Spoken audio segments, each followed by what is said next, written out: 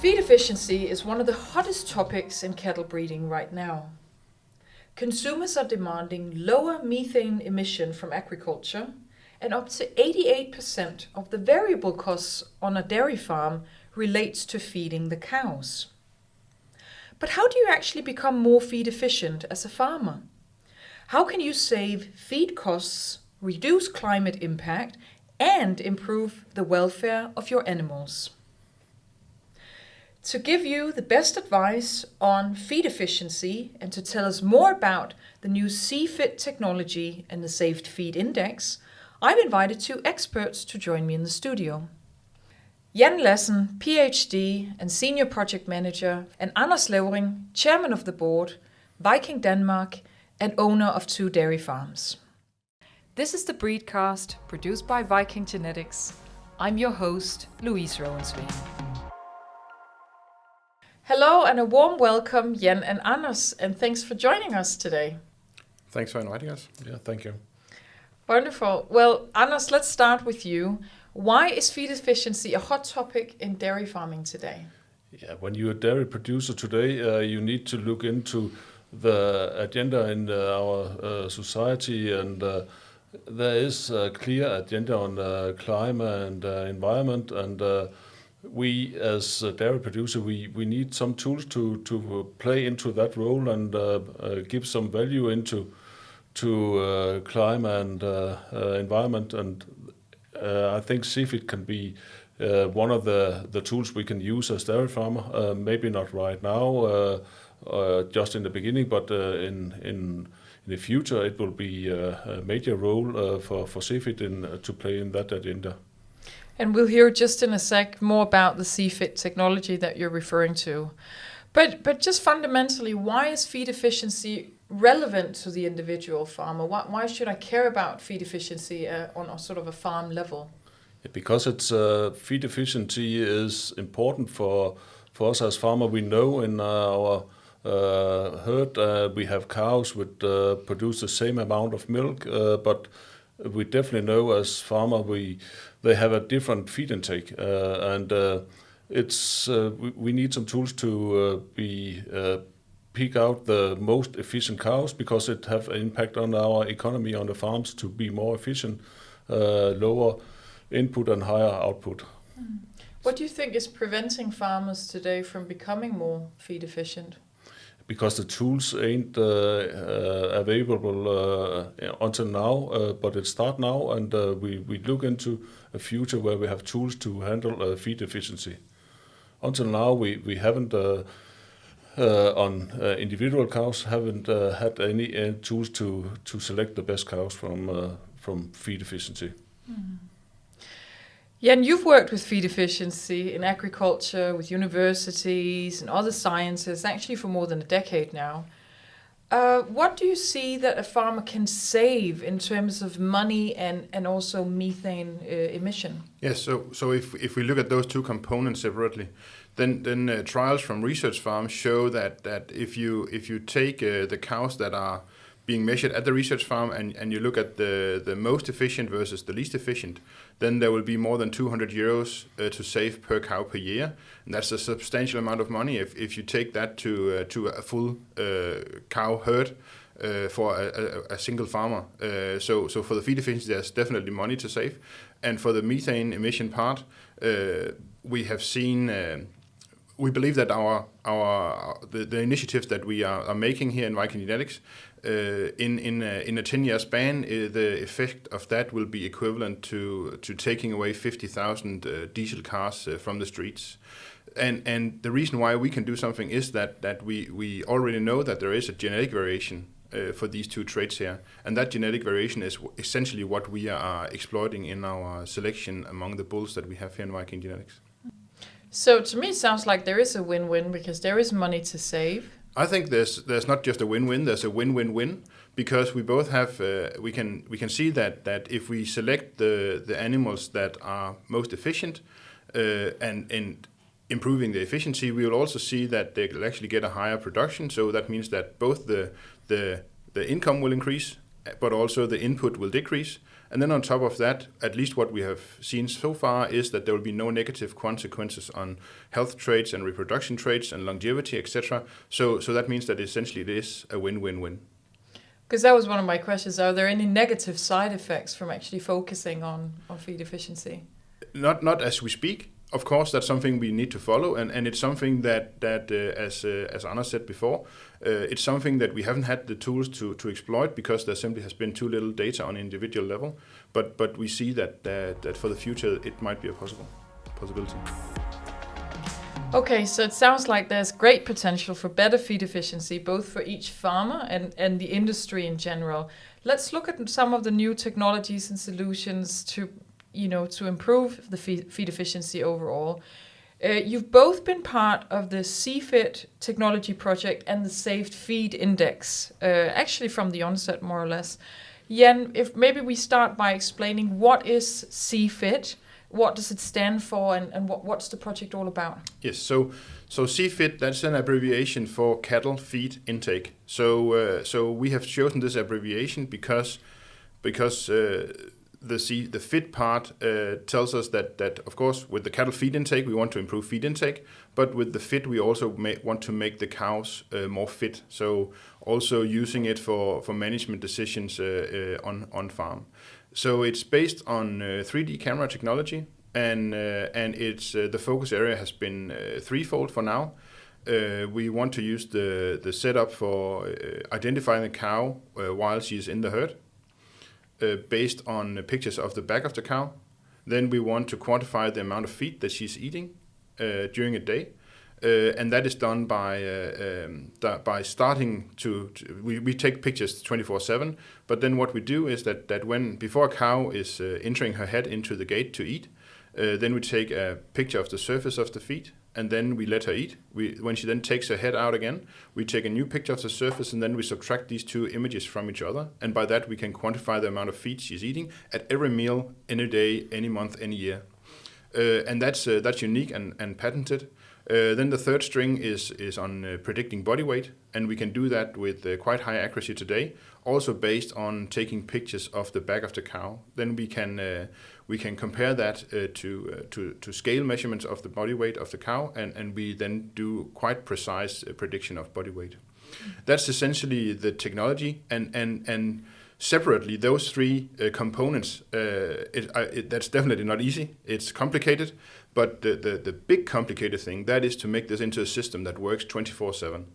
Having this data aligned with each other in the right timing and so on, that is really, really complicated and unique. And it has taken quite a while to develop that, but we are at a good position today with that. So we actually reached 20 commercial herds now. More than 7,000 cows are being monitored by these 3D cameras. And one of these herds is actually yours, Anders, because in addition to being a board member, obviously, you're also a farmer. Why has this project with the CFIT technology been important for you to support, not just by being one of the farmers, but also supporting it from a sort of board and resource perspective? The reason is when you're a member of a board of a breeding company, it's very you're very focused on give value back to the farmers and support the farmers. And feed efficiency, as you mentioned in the beginning, it's 70 to 80% of the cost on producing milk on the dairy farms. So it's very interesting if we can make the breeding give value in that direction too, and that's very important for when you're a board member in a breeding company, and then there's a lot of focus on that, and that was the reason we look positive on the project when it was coming up to the board, and they would ask for to support this project here, and it had been developed and very much since we met it first time, and we were looking into what we believe in from beginning. We could make the true feed efficient index here, and that's very important to make a true feed efficient index, where you measure feed intake and milk production and make an efficient cow out of that. And it's very important for a board in a breeding company to put value in the semen dose, and this is definitely a part of it, and it has been a very strong tools. on farmer perspective, it had been good to have the camera too, and I'm in that position where I have this farm where I have the cameras that's 10 kilometers away from where I live, and it make me able to see the feeding table all the day, because I'm normally on this farm once a day, and but I can follow the feed intake from the cows, and I can see what is left on the feeding table. I can see if this cow ain't coming up for eating, and as Svane is telling here, I can see the weight of the cows. So it can be a tool when I decide to slaughter a cow, what weight the cow have and what condition the cow is in, and it's telling me a little about that. I don't use it as a real management tool, but it supports me in my decision on the farms today, and it will be great when it will be developed more as a management tool, because I think that's an opportunity to do that in the future, and that would be beneficial for farmers too, and especially in my case where I'm a little far away from the cows, and so I can follow it. I can follow it on my phone, and I can follow it everywhere, wherever I am. I can follow what is the feed amount on the table, how is my cows acting on in the production. So it's a good tool. So the data coming from your farm and the other farms is all being gathered, and obviously you have access to that, Jan, with your colleagues.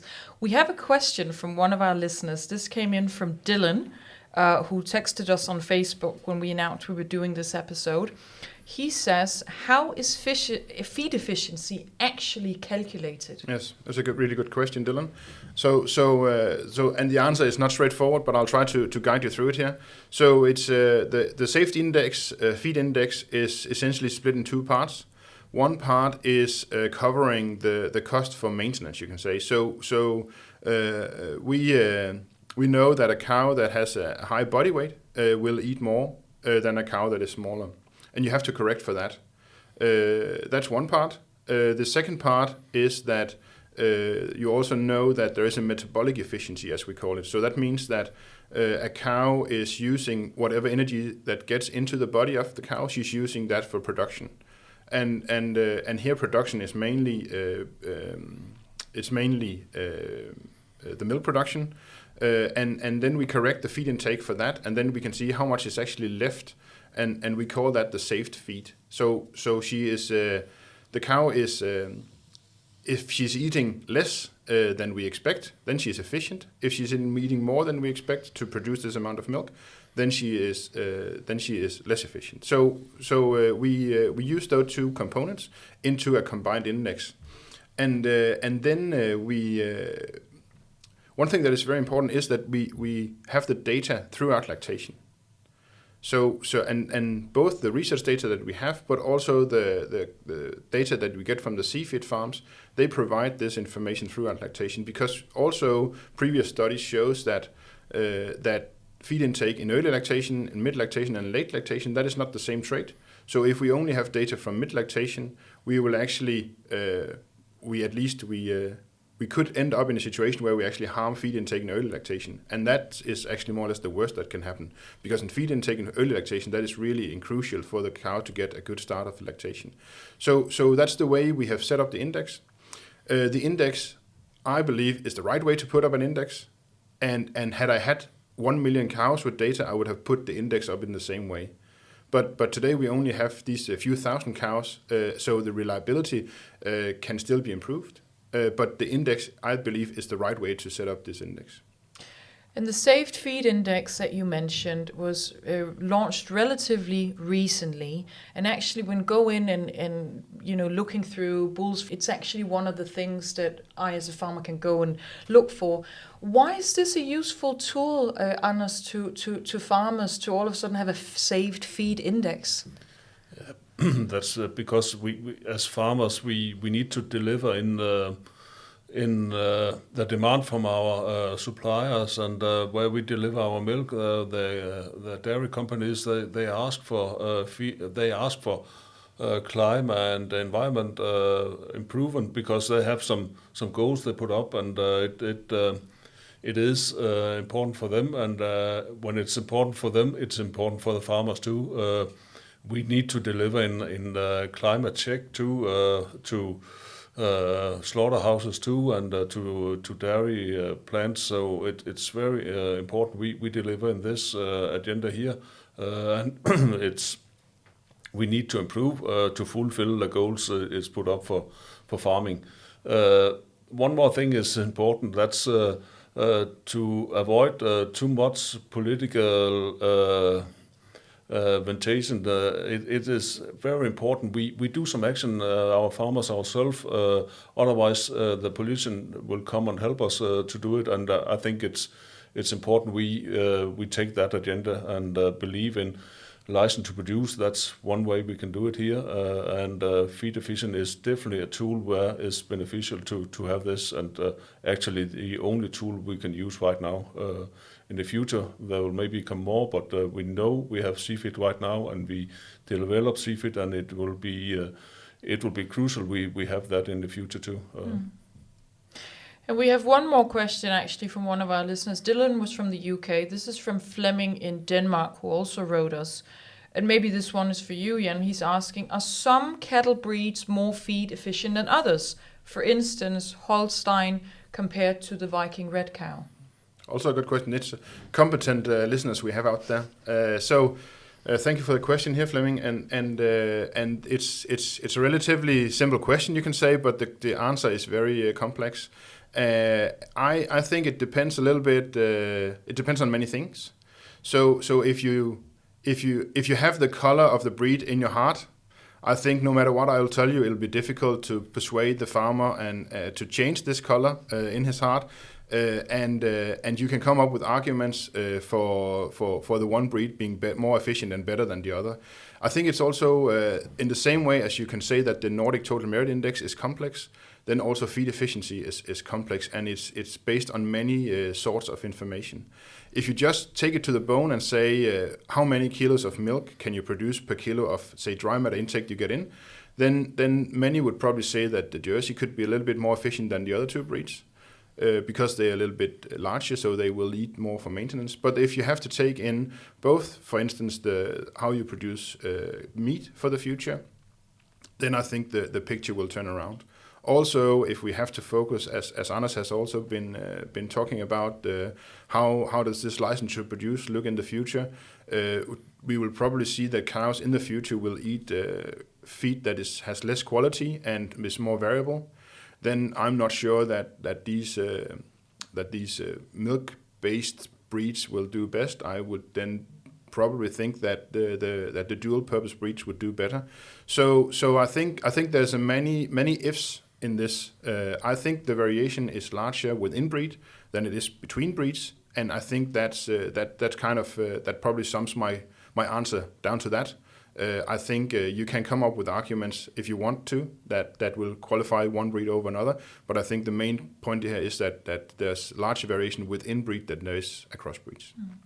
I want to thank Dylan and Fleming here for writing, as you said, very good questions. If any one of you out there have questions for upcoming episodes, just always get in touch on breedcast.com or our Facebook page. We also have episodes coming up on actually Holstein and on Viking Red, so that there should be more information to gain about these particular breeds. And we do have an episode on Jersey cows as well. So we've learned more about the CFIT technology and certainly the Saved Feed Index. Let's take a peek at the future now and what feed efficiency might look like.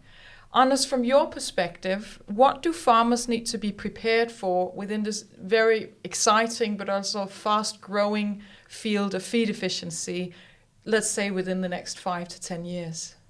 There will be a higher demand for deliver into the climate and environment agenda in the future. That's no doubt about that, and it's where we can use the feed CFIT in the future. And I looking forward to get that income that Jan has mentioned here in the beginning, 200 euros per cow. If I can take the most efficient cow, but I know I can't do it, and I can't do it tomorrow. But in the 5-10 years period, that's what I'm aiming for. That will be a part of my breeding plan to have to look into feed efficiency and select bulls who is good for feed efficiency. So it's very important, and it is make it more valuable to produce milk in the future if you use this tool here. So it is quite important. You more efficiency as farmer, and every farmer know that that's a need we need to fulfill, and we need to look for every day to be more efficient. So CFIT, that's definitely a tool we will use in the future, and it will help us to have the license to produce in the future. It's no doubt about that from a farmer's perspective. Why do you think that we're seeing such a great interest from milk processors, but certainly just from the consumers and governments and stuff? It's almost sort of like, there's just a lot of interest in how are dairy farmers producing, how farmers producing around the world. Why are we seeing this growth in interest? That's because we don't have any poor people in our societies. They want more in the product or what we're producing in the future than we have today, and this is definitely a part where we can put more value in our products and have a more greener profile on our dairy products, and that will be needed, and we will be more efficient. That's on the agenda and in our society, so we will deliver on that. Jan, we've talked about the CFIT technology today, the Safe Feed Index. Where do you see this technology going? What else can it be used for in the future? Yes, so thanks for that question. Also, that's really that's a really interesting question, because now I can just sit here and both brag and have hope. And I think, but I think still I would like to put that into two boxes: one that is need to have and one that is nice to have. And in the need to have, that is more data. So that is the crucial part here on the Safe Feed Index. That is that we get more data so that we get higher reliabilities on our indexes, and that is crucial. So that's definitely in the need to have, together with documentation. Also, I think also that it's important that when we have an index, that we can actually show also that there is we can document that the effect of using the index actually is coming on these CFIT herds where we have the cameras today. And then also, I think another one that is in need to have, and that's also, Anders has been talking a little bit about that, putting more value into an index and doing that by differentiating us from our competitors. And we will do that by having the index based on the CFIT data in the future. So I think that's kind of the major part that are in the need to have. Then we have a nice to have box, and there we can think of other traits that could be measured using 3D cameras. We hope to be able to do something about lameness. We know that when a cow is lame or getting lame, then she will kind of curve a little bit more in her back. And by having these 3D camera pictures, we can actually follow that from day to day.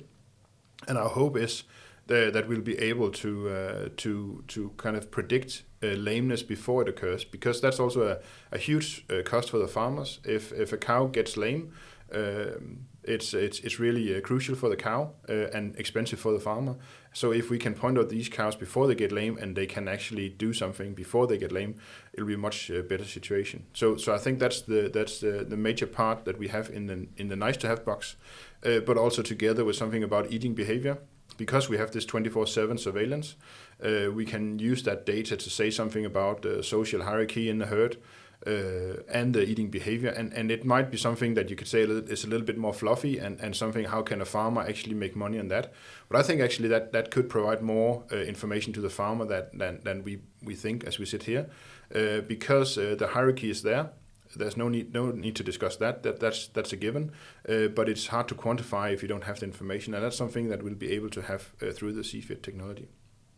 And I'm glad you mentioned actually hoof health and lameness, because we do have a podcast coming up on that particular topic, and actually how to spot it early and prevent it. And I'm just realizing that actually camera technology in the future can be a real tool. We hope it can help at least. Mm-hmm, mm-hmm. Anders, from your perspective, I think you addressed it really nicely with the consumers, the climate, etc. Where is feed efficiency going? What's going to happen on your farm? How are you going to work with this in future, perhaps with other farmers, etc.? I would definitely work with it on my farm. It will be a tool when I make my mating plans. I will use it for that to build more efficient cows, and I think that will be important for all farmers in the future. And I think you have you ask Jan if he has some fears about CFIT, and actually there's. I have one fear about it as farmers because I like to show my cows on shows too. And is this kind of cow going to disappear when we have CFIT and make it more efficient cows? So this cow who's an eye catcher for showman too, does she disappear on my farm? And it's a little kind of humor in this here because I think there will be room for her, but.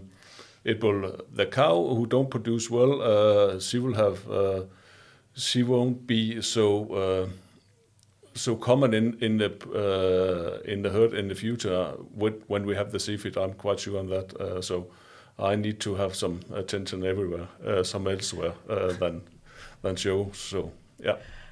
That's cute. What do you think, Jan? Do you think Anders is going to lose his show cows over this? No, I don't think so. I think that because that's essentially that is the challenge, right? That is to find, and we've been able to do that for generations, right? That is that we have a balanced breeding goal where we make increase for all traits all the time. So we will also make cows that can look pretty in the future, together with being able to have lower mastitis or higher mastitis resistance and lower mastitis incidence, better reproduction, better health, better survival, but also with good udders and good feet and legs and so on. So I'm sure we will also see beautiful cows in the future. Wonderful, thank you.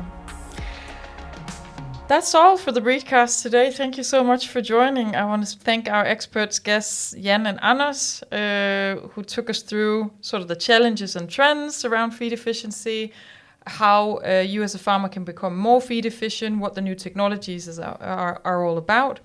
If you'd like to learn more, please visit our saved feed area. We also have a video coming out about the CFIT technology.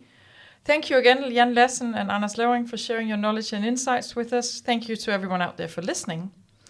If you have an idea for a topic in cattle breeding or a question like Fleming and Dylan had, write us a note on Facebook. Visit thebreedcast.com. We always love to hear from you with suggestions for topics or any questions you might have. My name is Louise Rønn Svane. Please join me for the next BreedCast episode, which will be on Viking Red and why this breed is becoming increasingly popular amongst dairy farmers around the world.